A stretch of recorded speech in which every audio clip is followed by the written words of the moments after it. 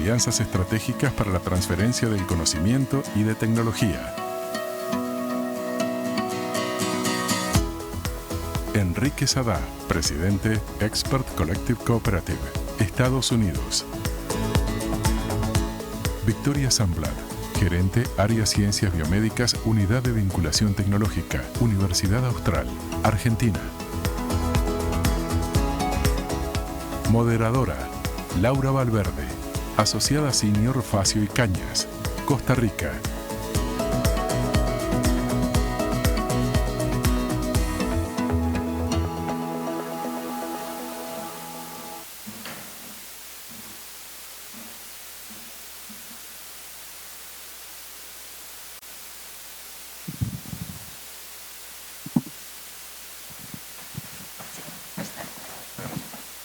Adelante y atrás. Uno para todos. No, tenemos un cada uno. Un clic para cada uno. Ah, eso sí. Hola, buenos días. Bueno, nosotros sabíamos que iba a ser complicado. Entramos ahí a las 9 después de esa fiesta tan linda que tuvimos anoche. Entonces, nuestra idea hoy es un poquito hacerlo un poco más conversacional. Entonces, en cualquier momento que tengan una duda, quieran hacer un comentario de algo que estemos hablando, por favor, levanten la mano. Nosotros también vamos a intentar como hacer un poco más conversatorio, que no sea tan que nosotros estemos aquí hablando y ustedes estén ahí quedando dormidos. Entonces, cualquier pregunta que quieran hacer, interrumpan sin ningún problema.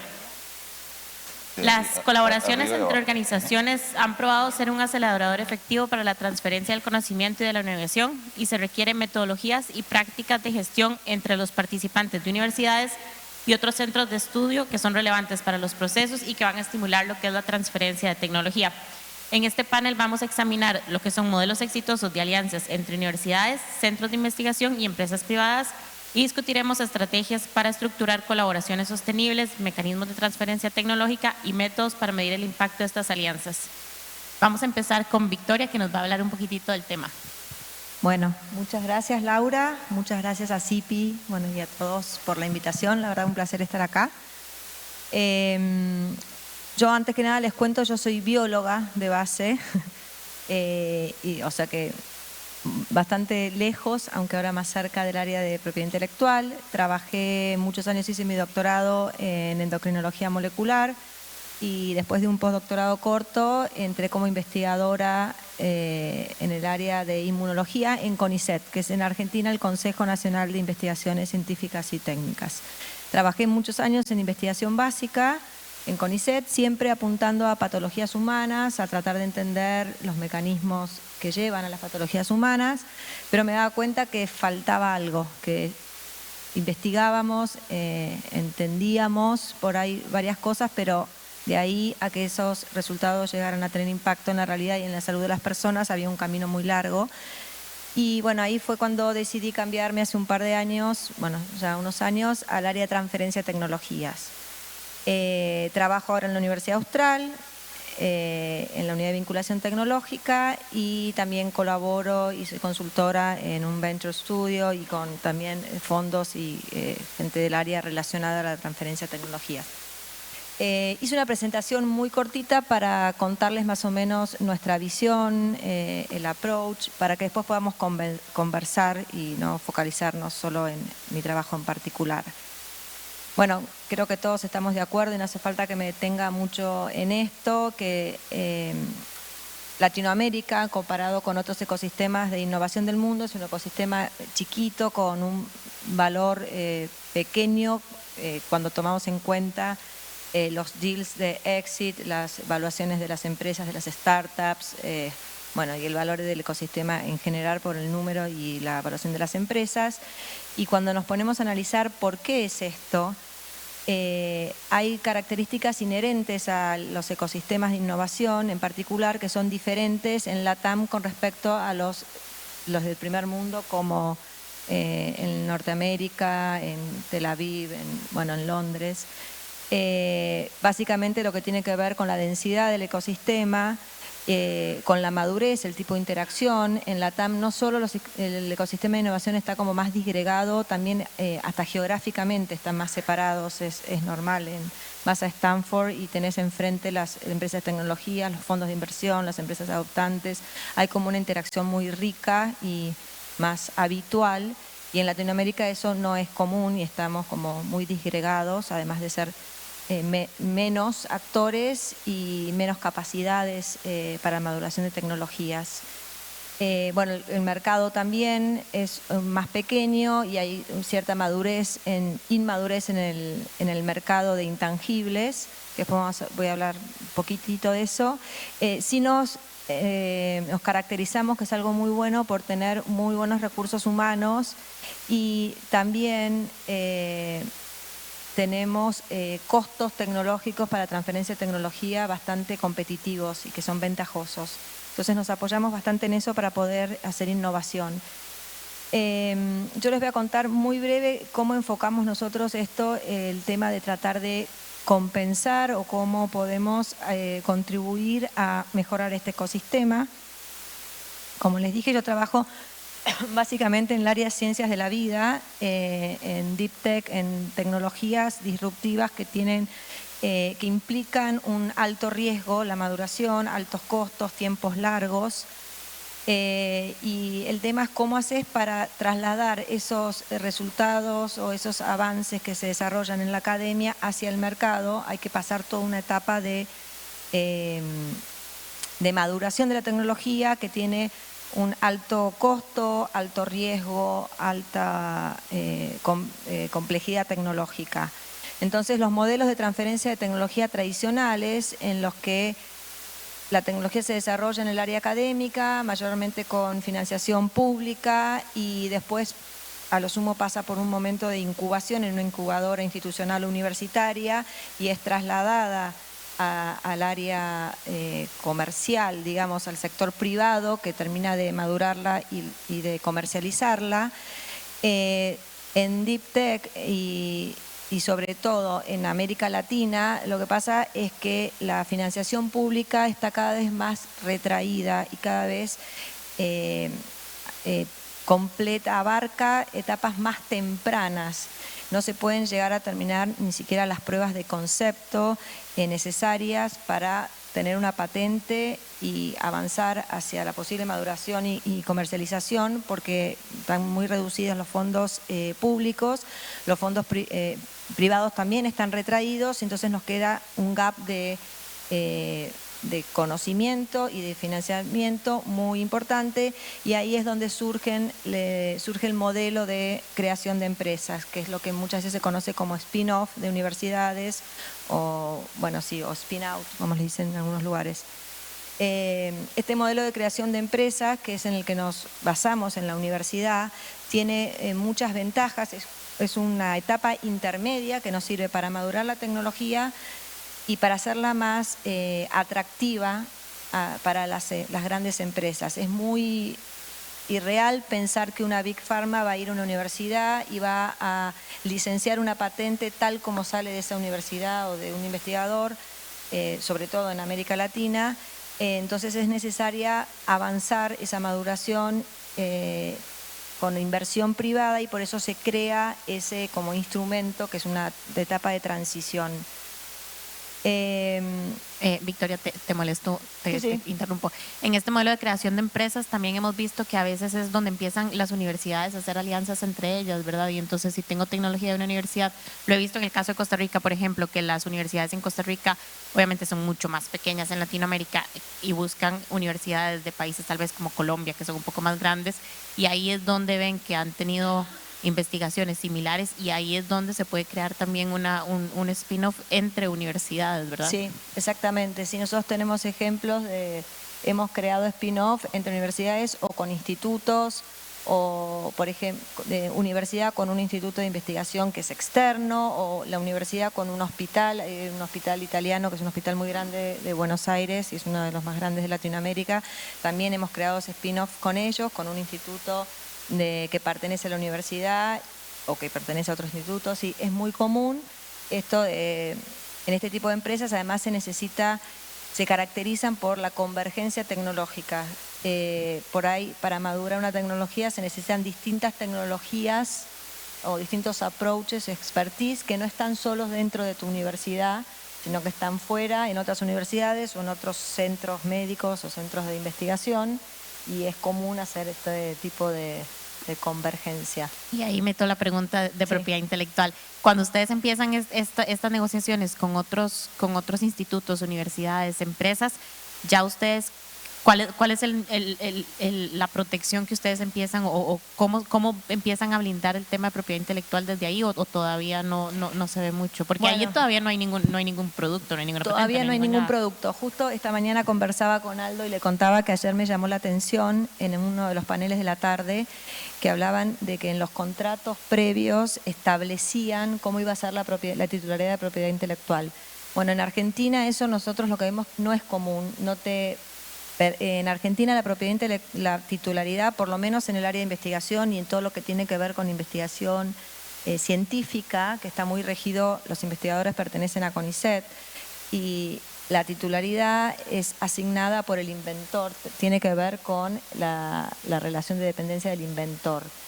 Entonces, es como que no se puede predecir antes quién va a tener el acto inventivo, y entonces después, de acuerdo a quién sea el inventor o quiénes sean el inventor, se pueden asignar las titularidades a las instituciones. También hay un tema que después lo podemos conversar, que le contaba hoy a Aldo, que hay un problema de cada vez hay menos inversión pública, entra inversión privada en etapas tempranas, pero no le podemos asegurar al inversor privado que tenga acceso a la titularidad. Entonces, bueno, ¿qué herramientas buscamos para tratar de dar garantías tempranas? Porque no es muy común en Argentina eso, es como que no está bien visto, por lo menos en el área donde estoy yo, hablar de porcentajes de titularidad y de licencias antes de que exista la invención. Bueno, avanzo rápido, así ya lo dejamos a Enrique. Este modelo de creación de empresas, como digo, está muy bueno porque acelera y profesionaliza el desarrollo tecnológico y es una forma de disminuir el riesgo. Entonces, por eso es como que permite la atracción de fondos privados y mejora también el ecosistema. Cuando digo creación de empresas, en esta área no es que tengo el grupo científico, le asigno un CEO y fondos privados. Es mucho más que eso, es incluir a la empresa en un ecosistema y crearle todo un ecosistema en el entorno, porque este tipo de empresas, como digo, tiene mucho riesgo y necesita de ese ecosistema para el soporte. Entonces es darle capacidades y otras posibles alianzas para el desarrollo y disminuir el riesgo de la tecnología. Austral, como les digo, es una universidad muy joven que recién hace 7 u 8 años se creó la unidad de vinculación tecnológica, y una de las cosas que se pensó en su momento es, bueno, que es muy común y es útil en esta área para disminuir el riesgo, hay que pensar los proyectos desde la demanda y no desde la oferta de la universidad, sino desde la demanda de qué es lo que se necesita, cuáles son los grandes problemas del mundo, cuáles son las tecnologías que vienen, cuáles son las preguntas a responder. Entonces se hizo una definición de las áreas estratégicas que queremos desarrollar en la universidad, y a partir de ahí se empezó a trabajar en la atracción de grupos científicos que pudieran aportar a esas áreas estratégicas, de empresas de R&D y de otras capacidades y facilities que permitieran generar un ecosistema en el entorno y, por supuesto, un ecosistema ampliado. Ahí puse un ejemplo, no me voy a detener a explicar esto en particular, pero en estos 7 años se crearon 3 empresas spin-off de la universidad, algunas asociadas con otros institutos de fuera de la universidad, y básicamente priorizamos lo que tiene que ver con medicina regenerativa, inteligencia artificial y medicina de precisión. Y por supuesto, nuestro rol desde la UBT es estar también relacionado con lo que decían ayer, cómo los investigadores por ahí tendemos a mirar nuestro trabajo y nuestro desarrollo de muchos años. Entonces, los que estamos, hablo de investigadores nosotros, yo ya no soy investigadores, pero los que estamos en el área de gestión, poder estar más conectados con la industria, con la empresa y con la sociedad y entender qué es lo que se necesita y cuáles son las preguntas que hay que resolver. Una de las preguntas que tenemos y en las cuales tratamos de trabajar, como les decía al principio, el mercado de intangibles en la TAM lo vemos como que es inmaduro y no hay tanta valorización del intangible en sí. Y una de las posibles causas o que nos preguntamos es si se generan buenos intangibles. No alcanza con que una invención sea novedosa y cumpla los criterios de patentabilidad.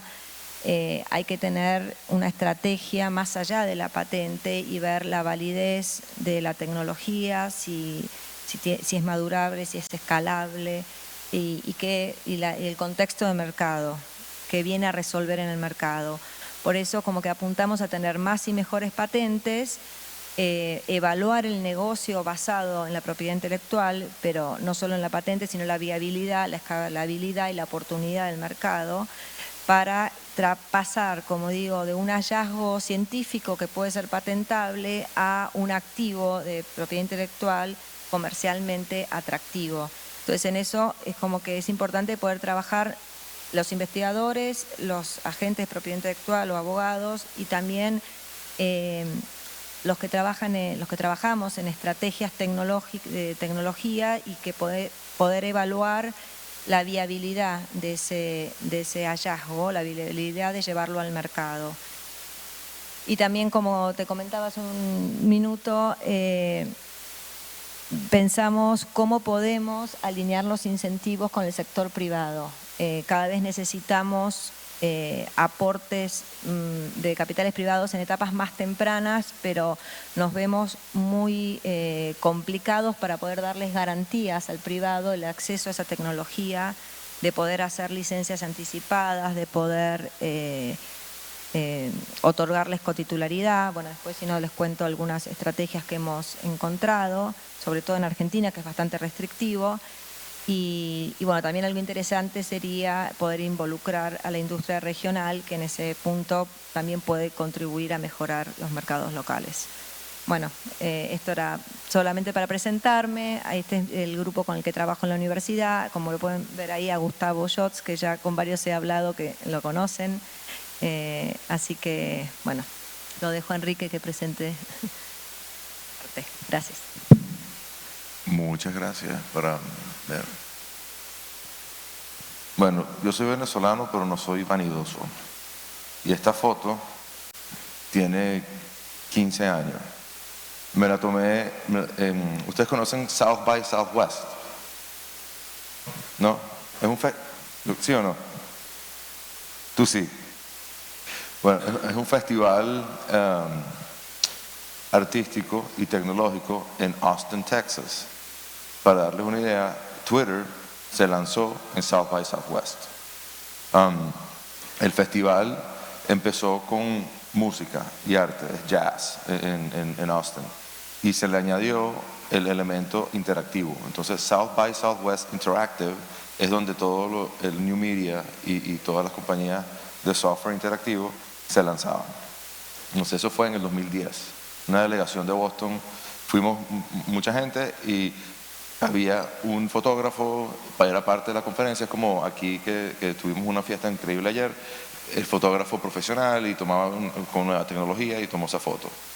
La foto que ustedes ven mía en este programa la generé con AI, con un website que se llama Insta Headshots. Lo que hice fue darle fotos de pasaporte, 5 o 6 fotos, y le pedí que me hiciera fotografía profesional y me dieron como 15 opciones y la que mejorcita que salió era aquella, pero para que más o menos vean que en 15 años no más fotógrafo.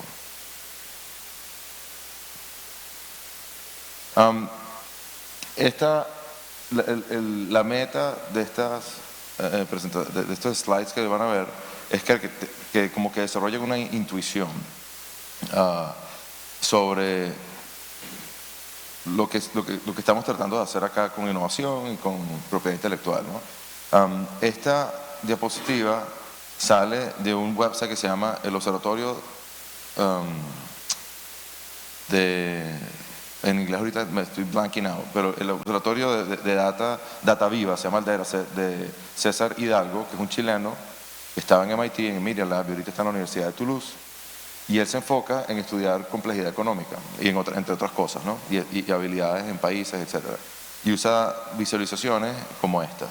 Este es El Salvador en el 2023, y estamos viendo esas son las exportaciones, que no veo.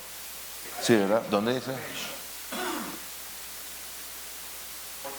Ya, experts. Es que no la veo aquí, ok. Entonces, la nota, la idea no son los números específicos, sino vean más o menos la complejidad, ¿no? Tienes los productos que se importan y lo del destino, ¿ok? A la izquierda, a mi derecha, a tu izquierda, es los productos del país y al destino. Y esto más o menos estamos hablando de 16 billones, 6 billones. Ok, 6 billones, ¿no? De exportación. Como ves, la economía de El Salvador es más o menos diversa, tiene buenos productos, pero tiene productos básicos, ¿no? De azúcar, etcétera. Y el destino, 4 países es el 75% del destino. Ahora, veamos las importaciones. Fíjense la diferencia, importa mucho más productos y hay más complejidad en la importación, y donde las fuentes de importación, bueno, Estados Unidos es un major trading partner y tienes un déficit más o menos de 9 billones, ¿no? Entonces tienes una balanza comercial deficitaria, más o menos que tengo una idea. Entonces, y los países de donde vienen los insumos, China y los asiáticos tienen 25% más o menos. Venezuela, no llores, Ricardo, yo voy a llorar también.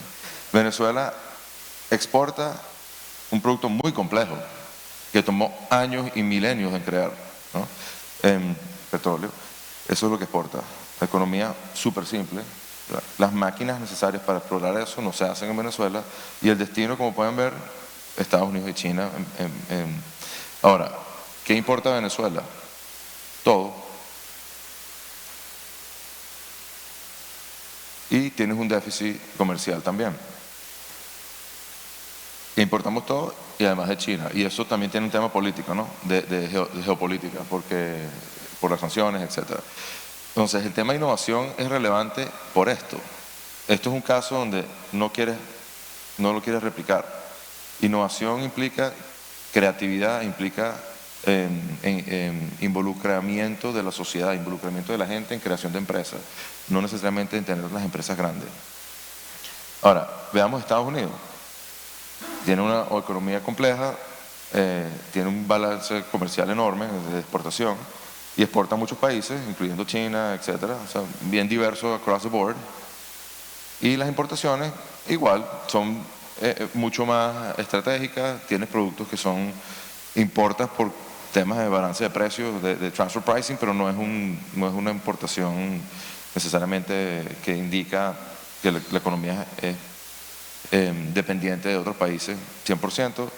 Y como puedes ver, México, Canadá y China son los países mucho más importantes de donde se importan y donde las compañías americanas grandes tienen subsidiarias y tienen proveedores. Entonces hay bastante como que cross-pollination. Y si hay una balanza comercial negativa. Ahora, el siguiente país, y este es el último, como podrán imaginarse, es China. China exporta todo, productos complejos de todo tipo, teléfonos, ven ahí carros, etcétera. Medicinas no las veo ahí tanto, no están tan presentes en el área de biosciences. Y el destino tiene bastante en Asia, Estados Unidos, y ahorita no sé qué tanto ha cambiado eso con el tema de las tarifas, pero esta es data del 2023, o sea que no, y lo pueden conseguir en dataviva.org, pueden conseguir data, si se suscriben, data casi que a tiempo real, y Alemania. Pero fíjense la balanza. La balanza esto es exportación, estas son las importaciones. Importan materia prima, exportan, exportan productos complejos. Ese es el modelo de China, right? Ahora, fíjate, China exporta ¿cuánto? 3.4 trillones. Importa 2. Tiene una balanza comercial positiva. Todos los demás negativos menos este. ¿Ya? Y Uruguay, que es positiva también. Entonces, ¿cuál es el punto? Tú quieres innovar no porque es cool y tienes acceso a cosas nuevas y te da reputación. Hacer las cosas que necesitas hacer a veces requiere aproximaciones distintas y es ahí donde la gente innova, o sea, necesidad o por creatividad, pero ese es el punto de innovación. Y por eso yo creo que emprender en una sociedad es un deber cívico. No todo el mundo tiene que generar empresas, no todo el mundo tiene que ser un emprendedor que hace un spin-off y le va súper bien, pero apoyar, aupar y de verdad aceptar que compañías pequeñas necesitan existir y crecer es necesario para tener una economía sana y una sociedad sana. Eventualmente las democracias mueren por concentración de poder, típicamente. Y hay esta ecuacióncita es muy poderosa porque te ayuda realmente a filtrar muchas cosas que la gente se enfoca en hacer innovación y no se dan cuenta que no es innovación. Y estos son los dos factores. La innovación es la invención. Tú inventas algo. ¿Qué significa inventar? Que no existía antes y ahorita sí existe. Y no es que salió de una mata, sino que lo creas tú. O sea, es una abstracción y una manifestación, una reducción al práctico de algo que tienes en la cabeza. Multiplicado por uso. O sea, que tiene que ser útil. Alguien tiene que beneficiarse, alguien tiene que usarlo. Y es externo, no es... Yo inventé una molécula porque soy la persona más inteligente y ya. No, otra gente tiene que estar de acuerdo que esa molécula es útil, ¿no? Y quiero que les voy a dar unos 3 minutitos para que vean este slide, para que lo entiendan. Esto es un reporte del 2012 que le mandado MIT con Eric Lander de MIT con otro señor al presidente Obama sobre el estado del Academic Enterprise en Estados Unidos. Y esta gráfica habla de cómo la maquinaria de las universidades en Estados Unidos funciona.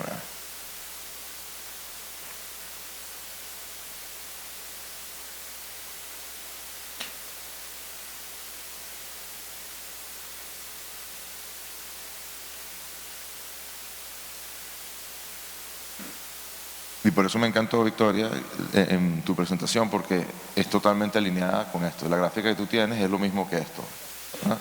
En donde la investigación básica es necesaria y es el sustrato en donde todo se construye.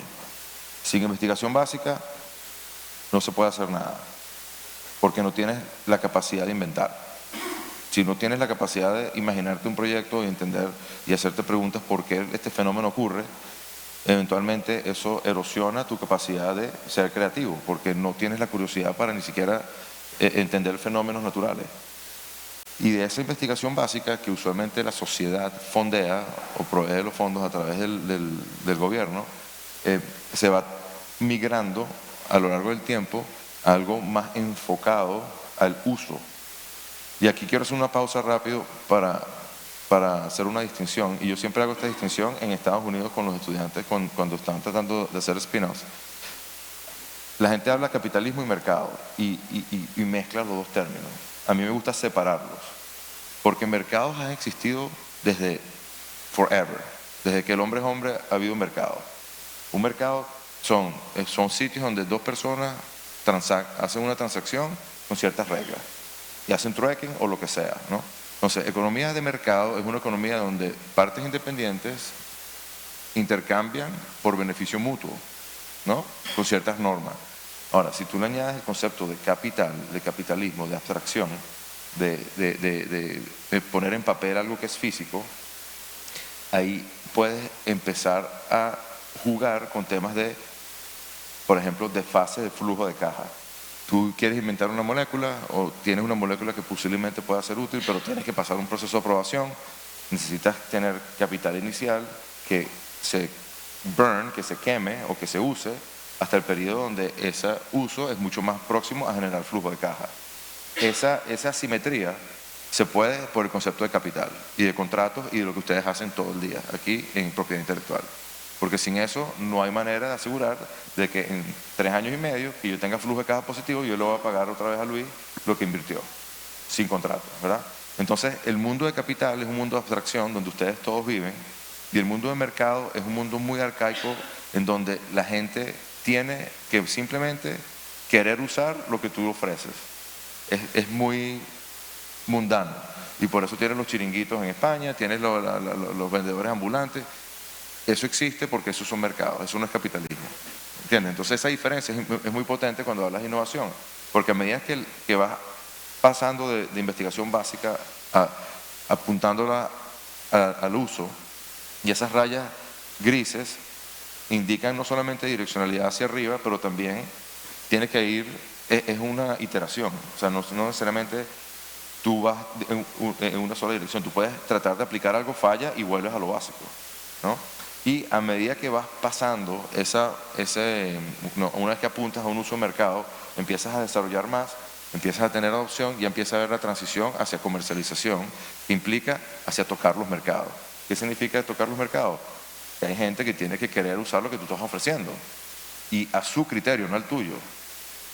Entonces, si a alguien le gusta consumir una ventana eficiente energéticamente, tienes que ofrecérsela de la manera que la gente quiera consumirla, no a tu manera, y no con los incentivos que el gobierno le fuerza a la gente a tomar ciertas decisiones, que por eso a veces fallan, porque la gente no las adopta. ¿Okay? Y el esfuerzo, como ves en el eje vertical, a medida que vas acercándote más al uso, se vuelve más complejo y el esfuerzo es mayor, y el capital requerido va migrando desde capital fundamental pagado por la sociedad a capital privado asegurado por propiedad intelectual. Entonces esa migración es dificilísima y está llena de huecos y trampas, y por eso estamos aquí. Esa es otra gráfica que tú tenías en tu presentación al final. Esta gráfica la tomé directo del entrenamiento que nosotros hacemos en el National Science Foundation I-Corps Program, en donde se habla de como que el estado migratorio desde el laboratorio, desde la universidad, hacia el mercado.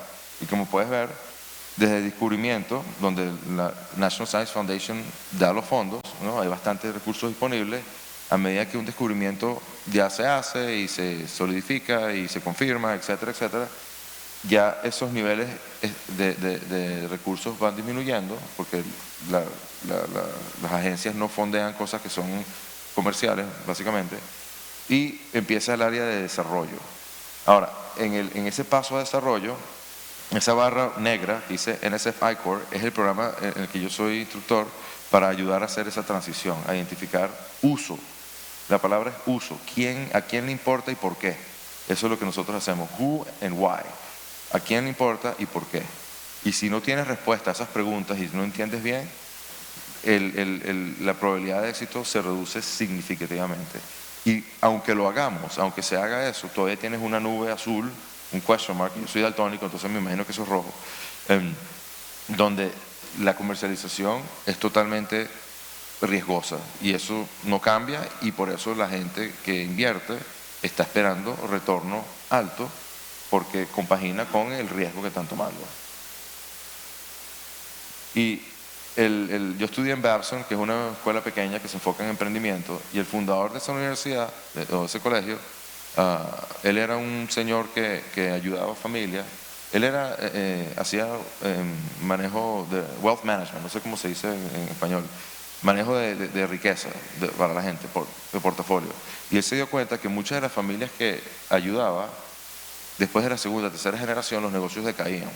Entonces él creó el Babson Institute, que se convirtió en Babson College.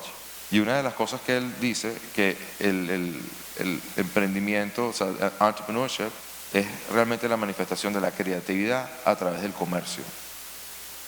Y a mí me gusta añadirle a eso que es una expresión personal de conocimiento nuevo, de que no estaba, no existía antes, para crear productos y servicios que satisfagan las necesidades humanas. Porque al final del día lo que nosotros hacemos es todo para humanos. Si tú tienes un perro, lo haces por ti, no por el perro, usualmente, etcétera, etcétera, ¿no? Entonces yo creo que la oportunidad que tenemos todos acá es tener un lente un poco más expansivo de por qué se crean los spin-offs, por qué crear tecnología. No es solamente a través de generar riqueza, no solamente es utilizar el portafolio de IP que tenga la universidad, no solamente, esos son elementos, son componentes, pero la mística y el objetivo es poder tener una sociedad pujante, que creen, que sea efervescente, que la gente pueda integrarse, compartir, crecer, dando productos y servicios que cumplan con las normas culturales en donde se crean. Por eso Facebook y YouTube han sido tan destructivos, porque ellos no incluyeron las implicaciones culturales de lanzar productos que promueven la viralidad, promueven la promoción de ideas falsas, promueven la dinámica donde el que grita más gana, etcétera, etcétera, ¿no? Entonces hay que tener, pienso yo, una perspectiva bien centrada en el humanismo, que es totalmente contradictorio viniendo en alguien que trabaja con gente en MIT, pero el humanismo puede balancear el empuje tecnológico que nosotros estamos viendo que está comiéndose el mundo, ¿no? Y esa es la oportunidad que tenemos, y no es contradictoria con tener riqueza, generación de empresas, productos, economías dinámicas. Es totalmente, no solamente alineada, sino que te crea ventajas comparativas y competitivas que pueden sobrepasar a los países más importantes. Y este quote a mí me gusta, yo siempre lo recuerdo a él, porque Aaron Swartz era un estudiante que fue cofundador de Reddit, y Reddit, no sé si, ¿quién conoce Reddit? Ok, Reddit está visto hoy en día como el último bastión o la última manifestación de lo que realmente la Internet debió haber sido, porque tiene comunidad moderada por la comunidad, la gente tiene expresividad totalmente sin censura de la comunidad, pero no hay un tercero que esté censurando, y abierto a todos. O sea, si tú quieres tener una opinión en Reddit, lo puedes hacer. Y él decía, ¿qué es lo más importante que puedes estar haciendo ahora? Y pregúntate por qué no lo haces. Él se suicidó porque MIT y otras universidades a él lo descubrieron moviendo todos los papers que estaban en JSTOR al dominio público, como que estaba sacando todos los papers que estaban como protegidos por propiedad intelectual, por paywall, y los quería hacer libres. Y lo agarraron, entonces lo iban a meter preso. Al final el MIT dropped the charges, pero él se suicidó. Entonces hay gente así que realmente creía en lo que yo estoy diciendo y dio su vida por eso. Entonces gente así, yo creo que yo los veo como motivación para saber que es posible. Y sí, no es una batalla fácil, pero estamos aquí todos y creo que tenemos la capacidad intelectual y las ganas de hacerlo bien. Y con eso... Muchas gracias a ambos, muy interesante. De lo que hemos discutido y lo que hemos visto, me surgen varias dudas de momento. Nosotros estamos acostumbrados a que el investigador, por lo menos en Latinoamérica tal vez, o probablemente en Estados Unidos también, el investigador últimamente tiene como esta tendencia de que si no tengo mi invento patentado no tiene un valor. Y como vemos, o sea, es imposible darle un valor a un invento previo a que salga al mercado, previo a que queramos hacer alguna transacción con ese intangible. Realmente el valor al intangible se le da una vez que ya uno quiere comercializar algo con ese intangible. Pero en la etapa de investigación previa, ¿Cuál es la experiencia que han tenido ustedes? Los investigadores dicen, yo quiero sí o sí patentar, aunque puede ser que esta investigación que yo estoy haciendo probablemente no necesariamente en todos los casos luego se pueda licenciar y pueda llegar a un uso y una comercialización.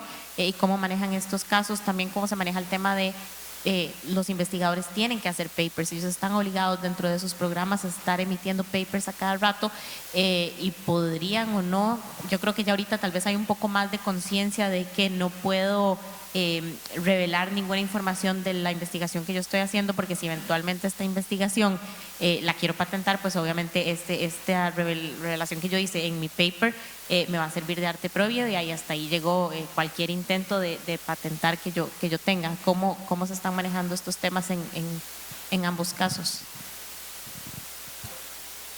Bueno, sí, es muy cierto todo lo que decís y nos pasan como las dos cosas paradójicamente. El investigador siempre está pensando primero en el paper. Ya mejoró mucho en realidad la cultura en ese sentido, la educación. Por ahí antes venían a patentar algo y ya habían expuesto, ya era arte previo, pues ya habían publicado. Entonces ahora es como que por ahí tienen un poco más de conciencia, pero siempre como que su prioridad es el paper. Entonces están apurando, tengo que patentar, quiero patentar ya, porque el paper como que está en primer lugar culturalmente el paper y en segundo lugar la patente.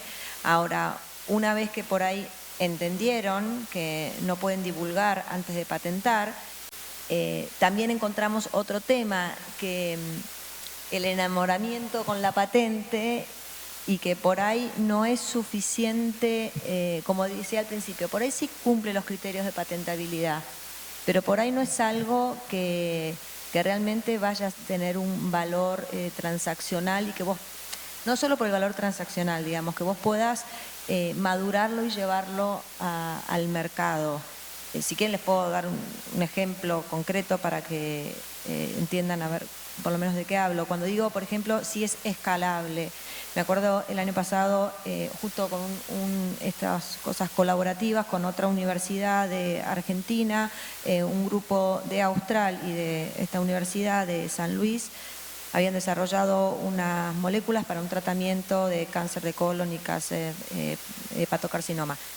Era muy interesante, era muy efectiva la molécula, pero no era escalable. Escalable me refiero a que si vos realmente después lo querés llevar a la clínica, tenés que poder producir tolvas de eso. Y cuando hablábamos con los investigadores, la reacción era complicada, no sé qué, y dijeron, bueno, no, pero este año ya progresamos un montón y en este año hicimos 1 gramo de la molécula. Y 1 gramo no es nada. Entonces, a ver, pero ¿cuánto vamos a poder mejorar esa reacción? ¿Y cómo purificás después? No, porque uso unas columnas. Ese es el concepto de escalabilidad, que cada vez que me hablan de escalabilidad yo me acuerdo de mi jefe en mi época del doctorado. Mi jefe, ustedes saben quién fue Bernardo Usey. Bueno, fue un premio Nobel de Medicina argentino, el primer premio Nobel latinoamericano en el área de ciencias, y él descubrió, por él les parece medio aburrido esto, pero es para que entiendan lo que es escalabilidad. Descubrió que la hipófisis era una hormona de la hipófisis, la hormona de crecimiento, era muy importante para el manejo de la glucemia, ¿no? Y mi jefe me contaba que él hizo su tesis con Usey, mi jefe, ¿no? Que para purificar extractos de hipófisis de los animales que él estudiaba, usaban unas columnas que ocupaban 2 pisos del edificio, ¿entienden? Eran unas columnas de purificación. Entonces él purificaba de extractos de hipófisis de perros, pero las ponía en unas columnas que tenía que subir al piso de arriba, donde iba cayendo el extracto, y sacaba un picogramo del extracto para poder hacer un ensayo. Bueno, eso es lo que nosotros decimos cuando vos descubrís algo, no es porque lo de Usey no sea buenísimo, ¿no? Pero cuando uno descubre algo que después tiene que poder escalarlo, no puedo usar una columna que ocupa 6 metros de altura para hacer 1 gramo. Tengo que buscar otra forma de poder producirlo a mejor escala y poder purificarlo y obtener 1000 kilos de eso. Bueno, y esa es la parte que los investigadores a veces les cuesta como trasladar. Entonces pasan de no tener la patente como prioridad a enamorarse de la invención y decir esto es súper valioso y bueno, tenemos que trabajar en conjunto en ver cómo hacemos y cómo en un tiempo razonable podés demostrar que eso es escalable y que va a ser aplicable en la vida real. Sí, el enamoramiento con patentes. La experiencia que yo he tenido es que depende muchísimo del fenómeno que se descubrió o lo que se ha hecho. Porque si lo contextualizas desde el punto de vista de uso y de inversión que requieres en desarrollar algo que se use, eso te puede dar más o menos indicación de qué tan fuerte tiene que ser esa base de propiedad intelectual. Entonces, si es una molécula, la justificación de valor de una molécula viene dada bastante por la molécula. O sea, porque si es una molécula o si es algo, por ejemplo, un nanotubo de carbón, etcétera, un nanotubo, mal ejemplo, algo que sea, que la generación de valor económico esté directamente relacionada con la invención. Entonces la protección es mucho más importante. Y por eso las ciencias, life sciences, son las licencias que más se dan en las universidades, son las más lucrativas cuando funcionan, porque la justificación, el valor se genera con la invención directamente. Te voy a poner varios ejemplos. Uno de mis clientes, que se llama SOS Carbon, es un módulo, que lo hablé ayer, se llama el Literal Collection Module, está patentado y ya hay gente que está copiándolo, pero gracias a Dios que está patentado, entonces puede tener por lo menos cierta habilidad de defender, ¿no? Ustedes, ese es el día a día de lo que ustedes hacen. Para la patente, es una patente de diseño, una patente que realmente el uso en botes artesanales está protegida. El uso de una tecnología te va a dar, pienso yo, y yo no soy experto, ustedes son más expertos que yo, el contexto de la protección. Porque yo te pongo otro ejemplo de un estudiante que desarrolló una herramienta que en la industria petrolera puede prevenir el próximo blowout como el de Deepwater Horizon en el Golfo de México. Esa herramienta que él diseñó y desarrolló con sus propios recursos y recursos de una non-profit, logra, usando una idea que él y el profesor tenían, ustedes saben los gatos que a veces sacan pelotas de pelo, bueno, el tema de entanglement de un hilo, eso fue lo que inspiró la creación de esta herramienta, que es una herramienta que si se explota un pozo bien profundo, esta herramienta se pone en el riser, que es como las válvulas que tienen los rams que sellan, pero cuando los rams no se activan o se dañan, queda abierto y empieza el petróleo a fluir, que eso fue lo que pasó en el Golfo. Esta herramienta se conecta a los rams y le mete un pelo, por decirlo así, o le mete un string que está diseñado para que, con una guaya, para que se haga una bola, como pasa en los drenajes de la regadera o de la ducha. Y esa bola tranca la válvula. Para mandarlo allá abajo tienes que tener un robot submarino, etcétera, y todo es estándar. La invención es esa, es el ángulo, la velocidad, el material del hilo, ¿no? Y MIT decidió, mira, esto es muy específico, no lo vamos a proteger, haz lo que tú quieras con eso. Entonces, ese es un ejemplo de él no estaba enamorado no de tener patente, pero sabía que tenía algo único y la patente fundamental era esa, ¿no? Otro ejemplo, y con continuamos la conversación, hay una empresa que se llama Whitetricity que está basada en una patente de MIT que es transmisión de electricidad a través de wirelessly, sin cable, ¿no? Cuando hicieron el spin-off tenían una patente que era esa patente sobre el electromagnetismo, pero la compañía cuando se constituyó, yo creo que desarrollaron como 200 patentes alrededor de esa tecnología para poder tener un producto. Entonces el enamoramiento con la patente yo siempre lo pongo en el contexto de, ok, ¿quién va a usar esto y por qué? Y si la respuesta es una molécula que si la aprueban cambia el mundo, ok, vamos a quién llamamos, ¿no? Pero si es, mira, no, todavía tengo que tener un módulo que transfiera, que haga esto, que lo otro, y tenemos que poner, encapsularlo, y ves que tienes bastantes elementos que todavía no están diseñados, que necesitan o no tener protección, entonces la estrategia de patente cambia y hay que tener una visión un poquito más de negocio de cómo lo vas a hacer y por qué. Y si es trade secret, si es una combinación de secreto de marca, de know-how o de patente explícita, entonces es ahí donde ustedes tienen muchísima tela que cortar. Porque si ustedes proveen ese servicio a empresas emergentes, pueden tener portafolios de propiedad intelectual muy valiosos sin luego, sin incurrir los gastos y todas las restricciones que implica tener una patente expuesta muy temprano. Bien, entonces esos son los balances que yo he visto.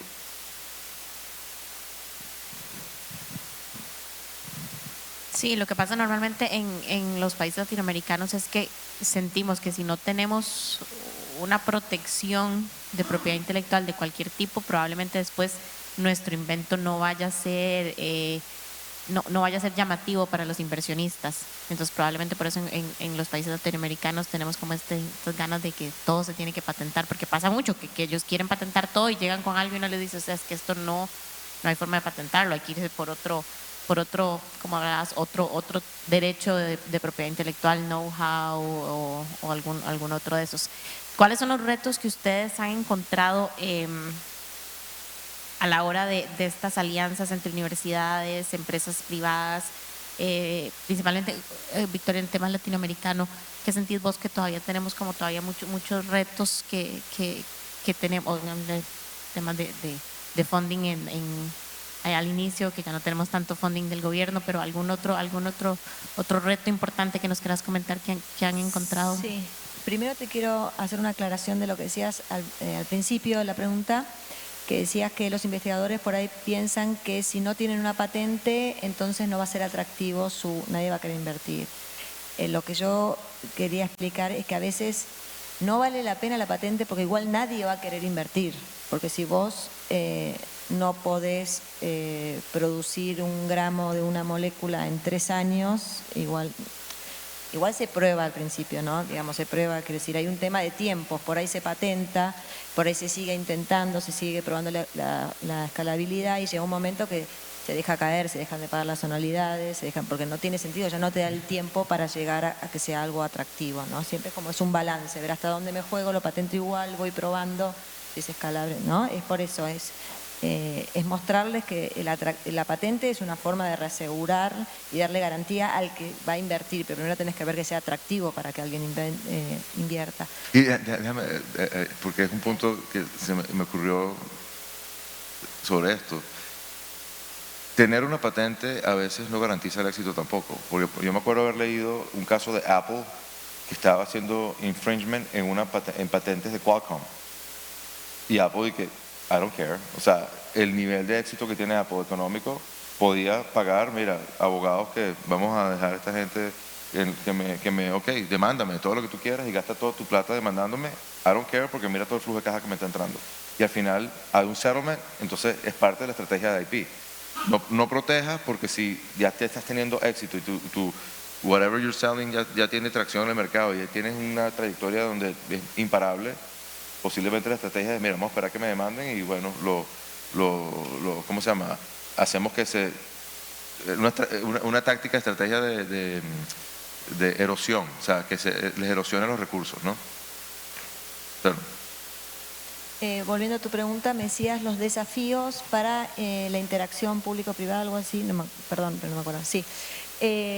Bueno, como contaba, creo al principio, bueno, culturalmente ya está cambiando, por ahí por necesidad, mucho la necesidad ayuda a cambiar culturalmente esta voluntad de asociaciones públicos-privadas. En Argentina hay mucha historia de academia muy separada del sector privado y casi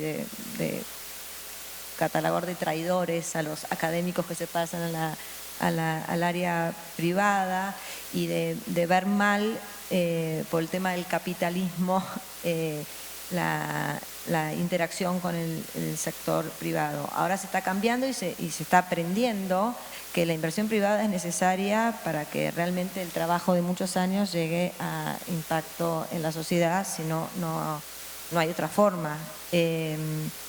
Entonces, en ese sentido está mejorando mucho, pero y hay muchas más interacciones, hay un montón de spin-off y de startups que están apareciendo y hay fondos de inversión, pero aún así el mayor reservorio de investigadores en Argentina sigue siendo CONICET y las universidades estatales, y siempre hay una traba para la interacción con el privado. En parte, como te decía al principio, por ejemplo, hay inversores que entran en etapas muy tempranas, pero que no tienen garantías de que puedan acceder a la tecnología que están colaborando para desarrollar.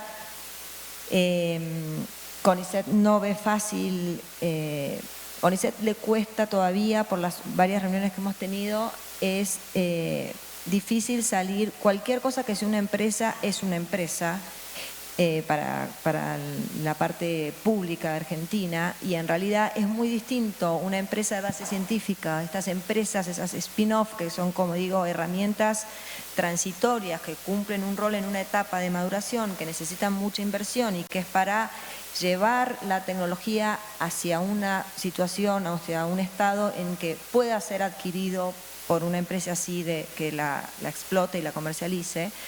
No es lo mismo esa empresa pequeña, esa startup, que una Big Pharma, por ejemplo. Entonces, nosotros en Argentina vemos que nos tratan igual, digamos. Entonces, es lo mismo si sos Novartis que si sos una spin-off de una universidad que está invirtiendo para madurar esa tecnología. Entonces, cuesta, por ejemplo, castigan las sublicencias y en realidad es explicar, nosotros queremos licenciar esta tecnología para madurarla, y va a venir un tercero y va a poner un montón de dinero para madurar esa tecnología y después la va a sublicenciar, porque nosotros la vamos a sublicenciar, nosotros no la vamos a comercializar, nosotros lo único que estamos haciendo es madurando la tecnología. Entonces necesitamos que no castigues la sublicencia, que nos permitas licenciar, porque antes no se permitía ni siquiera sublicenciar, y que puedas dar ciertas garantías a ese inversor que está aportando capital. Como decía, muchas veces se aporta capital, pero por ahí no hay inventores por parte de la empresa, circunstancialmente, a veces sí, a veces no. Entonces, si no hay inventores, ¿cómo le podés adjudicar cierta titularidad al adoptante, al inversor?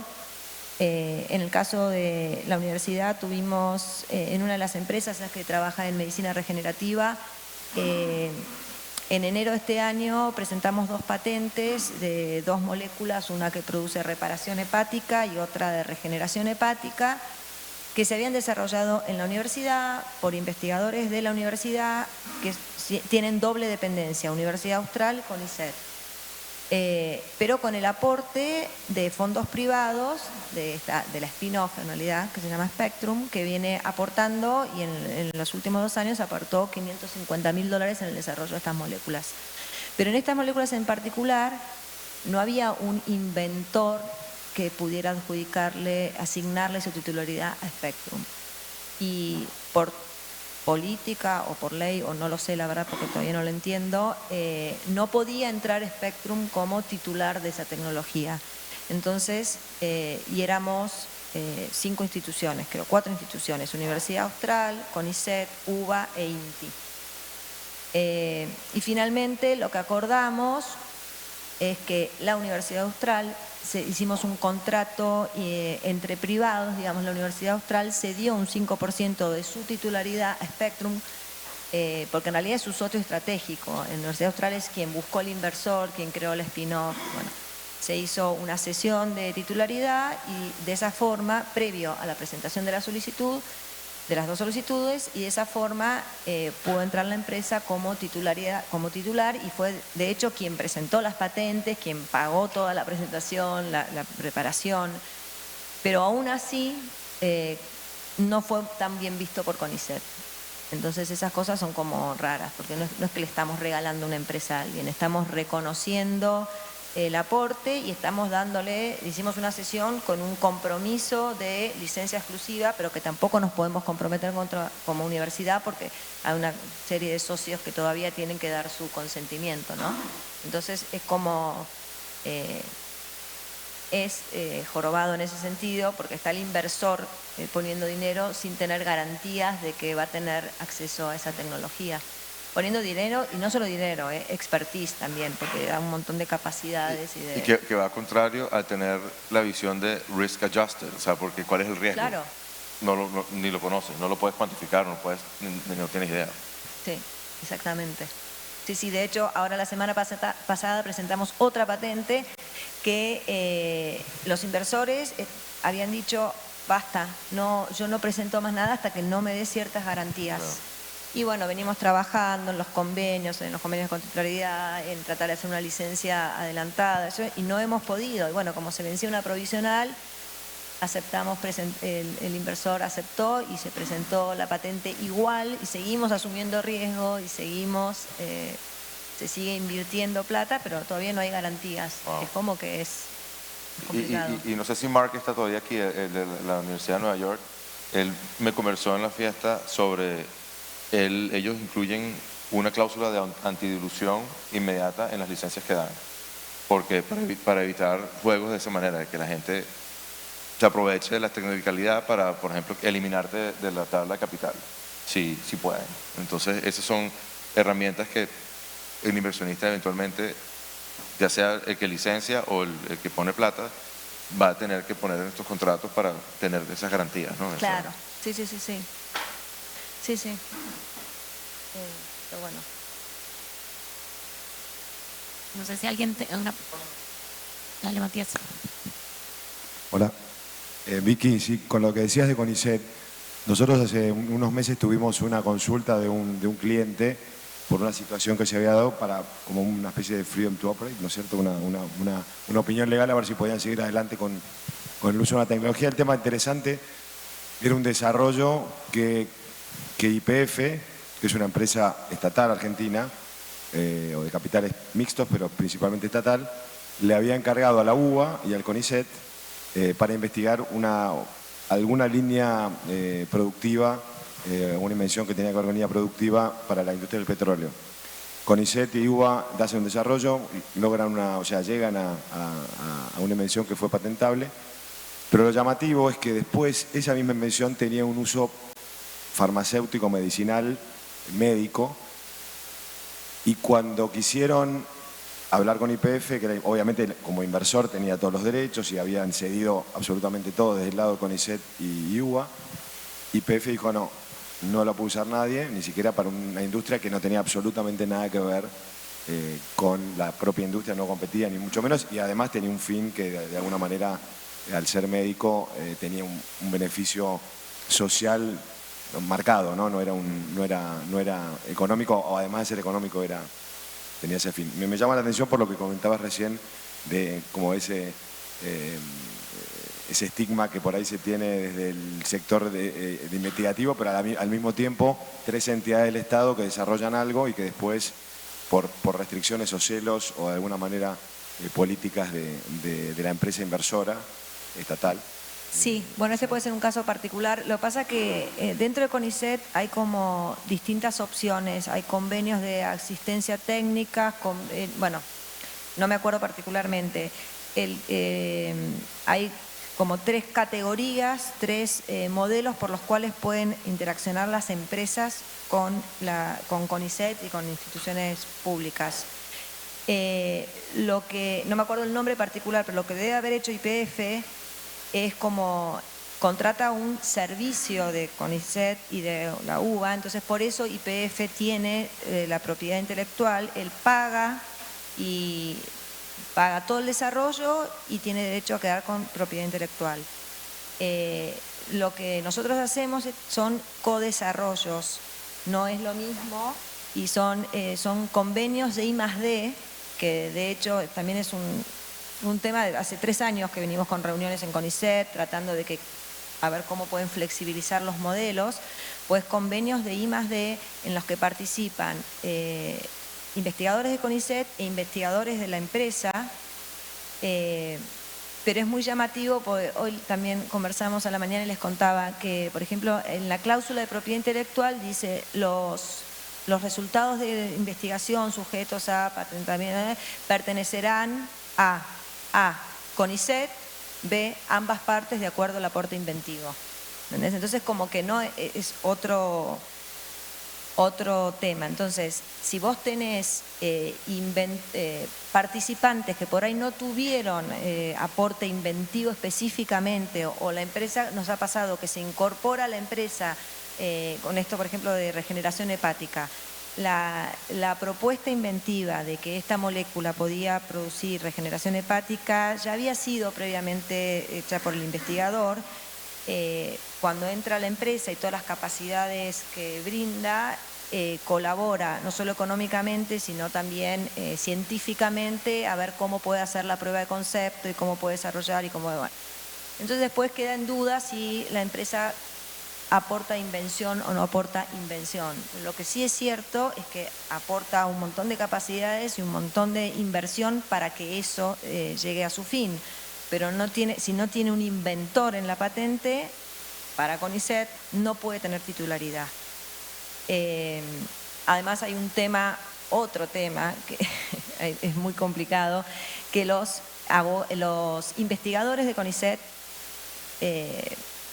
no quiero aburrirlos con CONICET porque es muy largo en realidad, pero además los investigadores por reglamento tienen que tener dedicación exclusiva full time, ahora eso está cambiando un poco, entonces pueden colaborar con empresas, pero si colaboran con empresas o si fundan empresas, spin-off de las universidades, tienen que ser spin-off de CONICET, que CONICET retiene o el 50% del revenue que tiene, o tiene que estar en el cap table. Bueno, se está viendo el reglamento de eso, entonces también hay cierta resistencia que los propios investigadores de CONICET pertenezcan a la empresa o que el propio CONICET esté sentado en el cap table de la empresa. Entonces es como que es una participación del investigador no del todo declarada. Entonces, si bien tiene aporte inventivo y está siendo bancado por la empresa, no puede reconocer y asignar ese aporte a la empresa, ¿entendés? Es como que... Ahora, pero esa empresa cuasi gubernamental no justificó el decir que no a un uso totalmente ortogonal. Y una de las cosas que me dijo Mark ayer de su oficina, que uno de los factores de éxito que él cree que le ha dado el estatus a NYU, igual que un venture capitalist en Nueva York, es que ellos analizan, él contrató un analista y analizan todas las potenciales licencias como un profesional, y en ese análisis determinan si están interesados o no. Y es un sí o un no, no más o menos, vamos a ver, no. Es un sí o un no, pero con justificación clara. Entonces, eso es una práctica muy sencilla que dependiendo de cómo esté la sociedad, pero si dices no, justifícalo y que sea aceptable. En el caso nuestro nos tocó intervenir por un tercero que quería saber si podía meterse en ese lío o no. Le dijimos, no te metas en el lío. No sé cómo fue la relación o cómo está la relación entre las 3 partes que participaron, pero sí es interesante saber por qué y si lo tuvo que justificar, seguro. Y hablando de CONICET, perdón que me meta, pero sí, tenemos y aprovecho para comentarlo, está la paradoja que el CONICET es un centro de investigación público muy grande que tiene muchas patentes y utiliza el PCT, la herramienta PCT, con distintas variables o distintas variantes para poder acceder, porque Argentina obviamente no es signatario del tratado, y paradójicamente nuestro país no, hace años que está fuera del PCT, es uno de los pocos países del mundo que no lo ha aprobado, y tenemos el ente público que más patentes genera, utilizándolo obviamente con mecanismos alternativos como pueden ser cotitulares o sesiones o licencias o partnerships, a veces ficticios, vale decirlo, para acceder al tratado, pero al mismo tiempo el Estado no lo aprueba, ¿no? Es una paradoja que nos parece bastante llamativa. Sí, la verdad que es llamativo y es un problema también para las empresas pequeñas porque tienen que patentar afuera y no patentar, bueno, y además ahora que encima hay menos recursos, la política de CONICET en este momento es solo patentamos en Argentina y patentar en Argentina para estas empresas de base científica que además vamos a un mercado global y que querés atraer inversores, no tiene ningún sentido. Entonces, bueno, también hay como contradicciones en ese sentido y hay tironeos con CONICET por eso. Sí, eso sería un cambio muy importante. No sé por qué, no entiendo por qué no pertenece al tratado Argentina y si en algún momento se podrá revertir. Sé que hay un tema de las farmas, de todo el mercado de genéricos, qué sé yo, pero no sería muy bueno. ¿Alguien tiene alguna otra pregunta?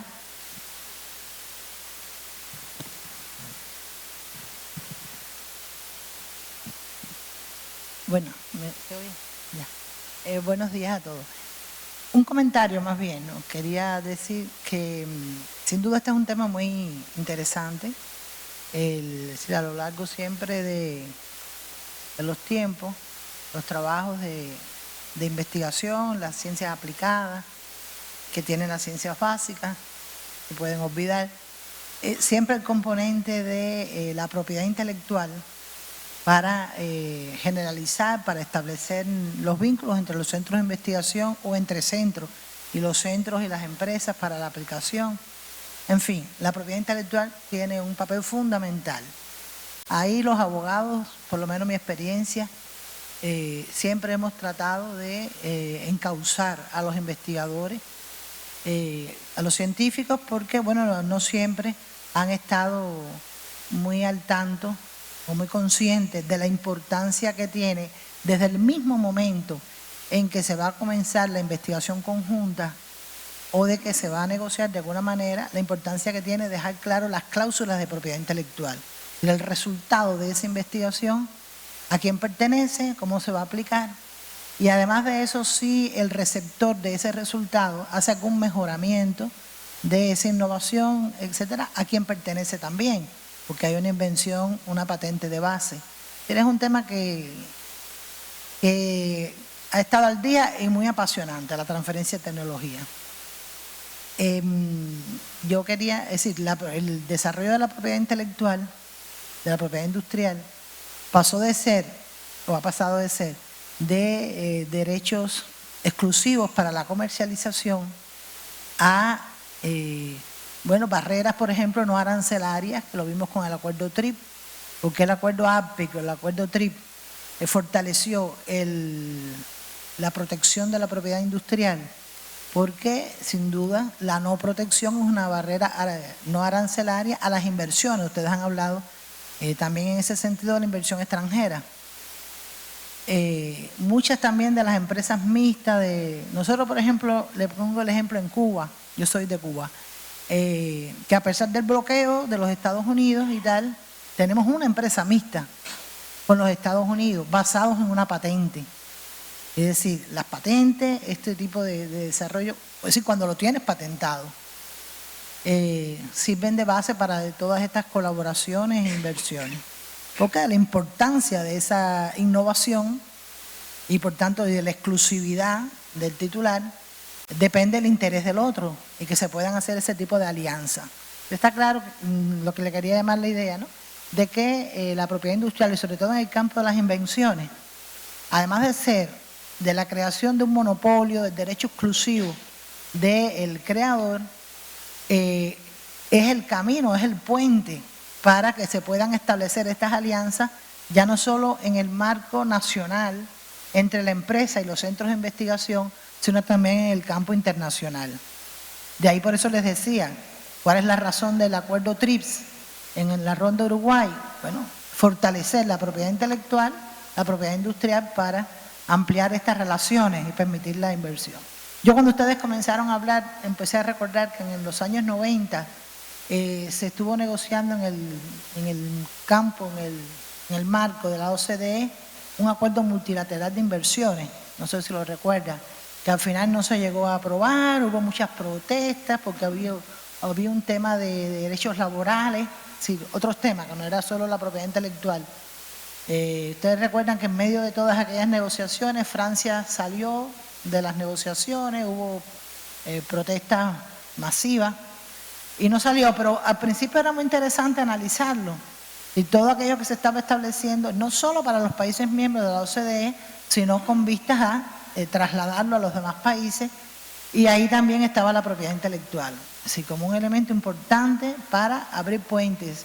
Si ya no solo ver la propiedad, repito, como monopolio, sino como el medio que permite la creatividad, que permite las alianzas. Por eso yo lo que quería era comentarlo, ¿no? A mí el tema, aunque me dedico hace muchos años a las marcas, a los signos distintivos, pero el tema es decir, en la Universidad de La Habana, donde fui profesora, trabajé bastante en estos temas de la protección de los resultados científicos de la universidad y cómo ir a la comercialización, porque como usted decía, no es decir, el objetivo, no es llegar a un resultado científico para guardarlo o para aumentar el ego, digamos, de los investigadores, sino que estos resultados lleguen realmente a la aplicación práctica. Y esa es la mayor satisfacción, pienso, también de los investigadores. Y les repito, trabajamos. Realmente en el caso de la Universidad de La Habana, y con esto ya termino, llegamos hoy día, después de muchos años, desde los años 90, a la creación de una fundación, bueno, que en otros países ya era una experiencia, Brasil por ejemplo, una experiencia de años, pero nosotros no lo teníamos.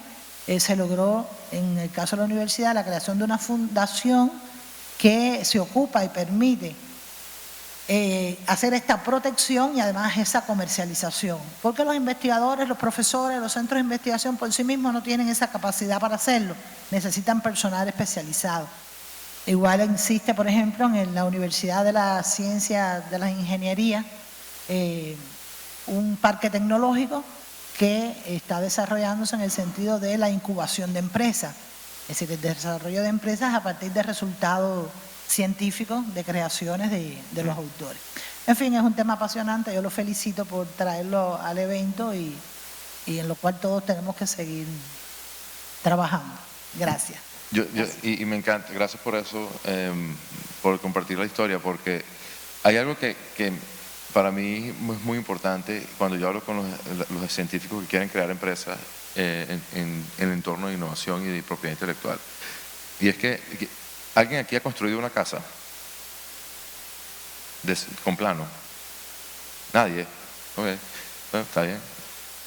Bueno, exacto, bueno, contratas, ¿no? Tú contratas a alguien. Uno empieza con el arquitecto, ¿verdad? El arquitecto te da el plano, la idea, tres dimensiones. Entonces, el activo empieza a visualizarse en papel. En una empresa es más o menos lo mismo. O sea, uno empieza con una abstracción y luego esa abstracción se consolida en algo físico o de software o lo que sea. La propiedad intelectual ahí realmente es el proceso creativo, ¿no?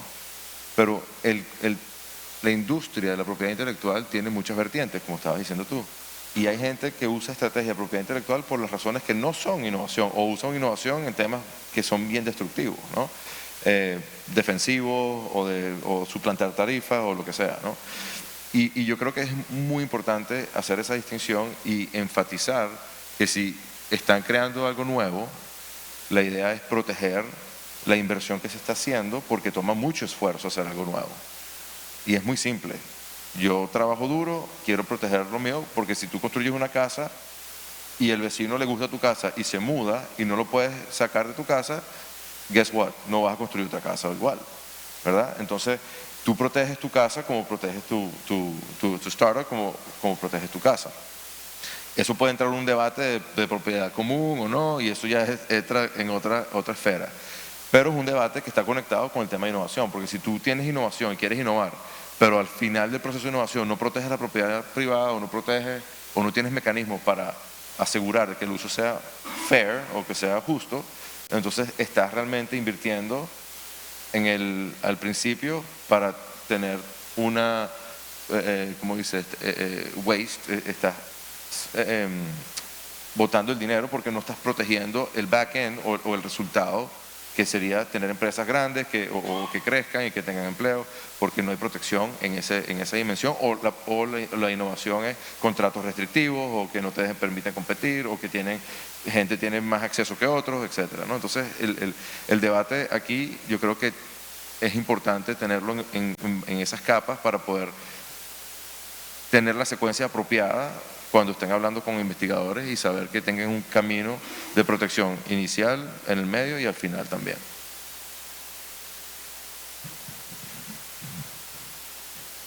Pues creo que si no hay más comentarios ni preguntas, damos por finalizado el panel. Muchas gracias, Enrique y Victoria.